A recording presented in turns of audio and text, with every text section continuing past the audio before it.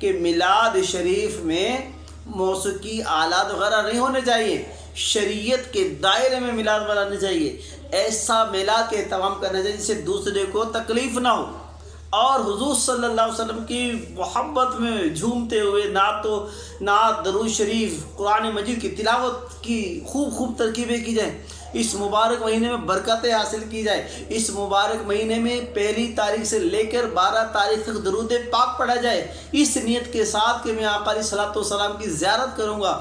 اس مہینے میں اپنا مال خرچ کیا جائے، جب مال خرچ کریں گے تو الحمدللہ رب العالمین خرچ کس لیے کیا؟ آقا کی ولادت باسعادت کی خوشی میں، تو انشاءاللہ مال بھی بڑھے گا انشاءاللہ۔ اور پیارے آقا علیہ الصلوۃ والسلام کے دیوانوں، اس مبارک مہینے میں ایک اور نیت فرما لیجئے کہ ہم اس مہینے میں جہاں میلاد مصطفیٰ منانے جا رہے ہیں، انشاءاللہ اس مبارک مہینے کی برکت سے میں آج کے بعد گناہ نہیں کروں گا، میں فلمیں نہیں دیکھوں گا، میں ڈرامے نہیں دیکھوں گا، میں داڑھی نہیں منڈاؤں گا، میں امامہ شریف سر پہ سجاؤں گا، اور والدین کی اطاعت کروں گا، والدین کی خدمت کروں گا، والدین کے ہاتھ پاؤں چوموں گا۔ پیارے اسلام میں یہ میلاد مصطفیٰ میں حضور صلی اللہ علیہ وسلم کو تحفہ تو پیش کیجئے، ٹھیک ہے، گھر سجائیے، جھنڈے لگائیے، لیکن ساتھ ساتھ اپنی اصلاح بھی کیجئے۔ گناہوں بھری اگر زندگی ہے تو اس سے توبہ کر لیجئے، گناہ چھوڑ دیجئے۔